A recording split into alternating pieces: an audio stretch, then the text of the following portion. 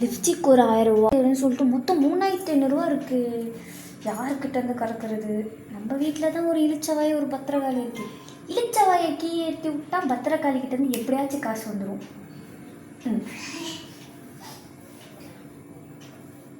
அப்பா என்னாச்சுமா? ஐயோ என்னாச்சு? இஎம்ஐக்காக நம்ம வண்டி இருக்குல்ல, கட்ட டிலே ஆயிடுச்சு. சுத்தமா காசு இல்லை. 3500 ரூபா. கொஞ்சம் காசு கொடுத்தீங்கன்னா நல்லா இருக்கும். 3000 இல்லையா பாப்பா? கூட தங்கச்சி தானே, ஒரு 3000 கூட தருவா. யார் இவளா? தருவாளா? ஆமா. டேய் தண்ணில எழுதி வைக்க வேண்டியதா? 10 ரூபாய் கொடுத்தா இதெல்லாம் பேசக்கூடாதுமா, தங்கச்சி தானேமா. இவள நம்பில ஒரு பைசா கொடுக்க. சரி அதெல்லாம் நான் தரேன். ஆமா நான் தரேன். அதெல்லாம் நீ தருவ. ஆமா கொடு. வந்துச்சா பாருங்க, அது போட்டு விடுங்க. இன்னும் வரலை. வரும். ஏய் வந்துச்சு கண்ணு தெரியுமா? வந்துச்சா? சரி சரியான பத்திரகாளி. கோவப்படக்கூடாது, அக்காவை அப்படி சொல்லக்கூடாது. போடு ஆர்டர் போடு.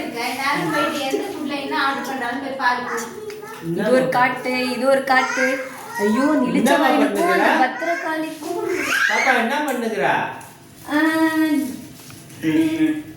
அதெல்லாம் பண்ணாதீங்க. காசை திருப்பி கொடுங்க.